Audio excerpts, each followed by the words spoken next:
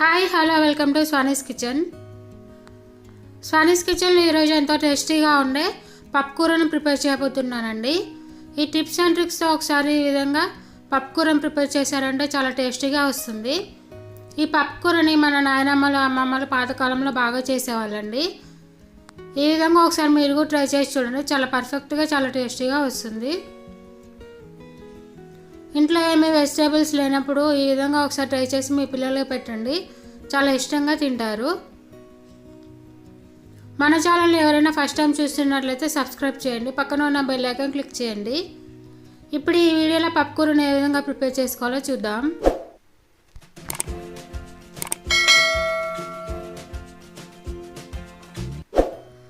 ముందుగా ఒక బౌల్ తీసుకొని అందులో 1 కప్పు కందిపప్పును తీసుకోవాలి. చూడండి, ఈ విధంగా 1 కప్పు కందిపప్పును తీసుకొని ఒకసారి బాగా వాష్ చేసుకోవాలి. తర్వాత ఇందులో కొన్ని వాటర్ పోసుకొని పప్పును బాగా ఉడికించుకోవాలండి. ఇలా కొంచెం పప్పు మునిగేంత వరకు వాటర్ పోసుకోవాలి. తర్వాత ఇందులో చిటికెడు పసుపు వేసుకోవాలి. ఇలా పసుపు వేసుకున్న తర్వాత ఈ పప్పుని ఈ విధంగా బాగా ఉడికించుకోవాలండి. చూడండి, బాగా మెత్తగా కాకుండా ఈ విధంగా కొంచెం పలుకుగా ఉండాలి మనకి పప్పు అనేది. తర్వాత 2 పెద్ద ఆనియన్స్ని ఈ విధంగా కట్ చేసుకొని పెట్టుకోవాలి. కొంచెం చింతపండుని ఈ విధంగా రసం తీసుకొని పెట్టుకోవాలి. తర్వాత ఒక ప్యాన్ తీసుకొని అందులో 2 టేబుల్ స్పూన్స్ ఆయిల్ వేసుకోవాలి. ఆయిల్ వేడాక అందులో పప్పు దినుసులు వేసుకోవాలండి. చూడండి, ఈ విధంగా పోపు దినుసులు వేసుకోవాలి. తర్వాత ఇందులో మనం ముందుగానే కట్ చేసి పెట్టుకున్న ఆనియన్స్ని వేసుకొని బాగా ఫ్రై చేసుకోవాలి. ఇప్పుడు ఇందులో కొంచెం కరివేపాకు వేసుకొని ఒకసారి బాగా కలుపుకుంటూ బాగా ఫ్రై చేసుకోవాలి ఆనియన్స్ని.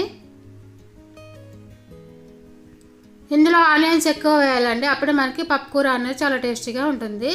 చూడండి, ఆనియన్స్ ఫ్రై అయినాయి కదా. ఇప్పుడు ఇందులో చిటికెడు పసుపు వేసుకొని బాగా కలుపుకోవాలి.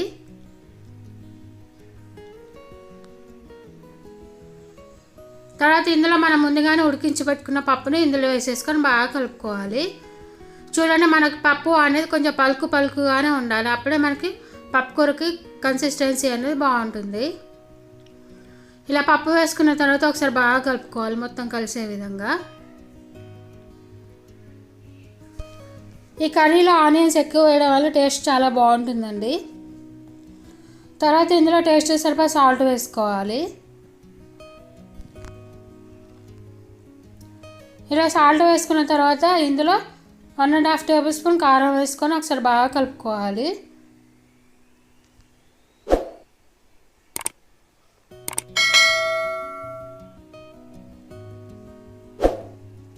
చూడండి, ఈ విధంగా కారం వేసుకొని ఒకసారి బాగా కలుపుకున్నాం కదా.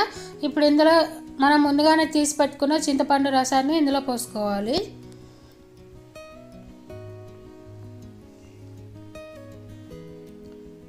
మనకి మరీ లూజ్గా ఉండకూడదండి పప్పు అనేది, ఈ కన్సిస్టెన్సీలో ఉంటే సరిపోతుంది. దాన్ని బట్టి మనం చింతపండు రసం పోసుకోవాలి. తర్వాత ఇందులో 1/2 టేబుల్ స్పూన్ ధనియాల పొడి, 1/2 టేబుల్ స్పూన్ గరం మసాలా వేసుకొని ఒకసారి బాగా కలుపుకోవాలి. స్టవ్ అనేది మీడియం ఫ్లేమ్లో పెట్టుకోవాలండి. చూడండి, పప్పు అనేది ఈ కన్సిస్టెన్సీలో ఉంటే సరిపోతుంది. ఇప్పుడు పైనుంచి కొంచెం కొత్తిమీర ఈ విధంగా వేసుకొని గార్నిష్ చేసుకుంటే ఎంతో టేస్టీగా ఉండే పప్పు కూర రెడీ. చాలా అంటే చాలా టేస్టీగా ఉంటుందండి. ఒకసారి మీరు కూడా ట్రై చేసి మీకు ఏ విధంగా వచ్చిందో నాకు కామెంట్ సెక్షన్లో కామెంట్ చేయండి. ఈ విధంగా బాగా కలుపుకుంటూ కొంచెం దగ్గర పనిస్తే సరిపోతుంది. చూడండి, చాలా అంటే చాలా టేస్టీగా చాలా పర్ఫెక్ట్గా వచ్చిందండి కర్రీ అయితే. ఈ వీడియో మీకు నచ్చినట్లయితే లైక్ చేయండి, షేర్ చేయండి, కామెంట్ చేయండి, సబ్స్క్రైబ్ చేయండి, పక్కన ఉన్న బెల్ ఐకాన్ క్లిక్ చేయండి. అప్పుడే మన ఛానల్లో ఏ వీడియో పెట్టినా కానీ మీకు నోటిఫికేషన్ లాగా వస్తుంది. చూడండి, ఇలా వేడి అన్నంలో కొంచెం పప్పు కూర వేసుకొని కలుపుకొని తింటే చాలా టేస్టీగా ఉంటుందండి.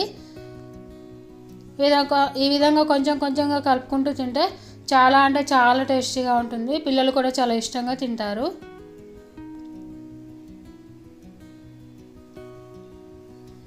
మీరు కూడా ఈ కర్రీని ట్రై చేసి మీకు ఏ విధంగా వచ్చిందో నా కామెంట్ సెక్షన్లో కామెంట్ చేయండి. Thank you for watching. Bye.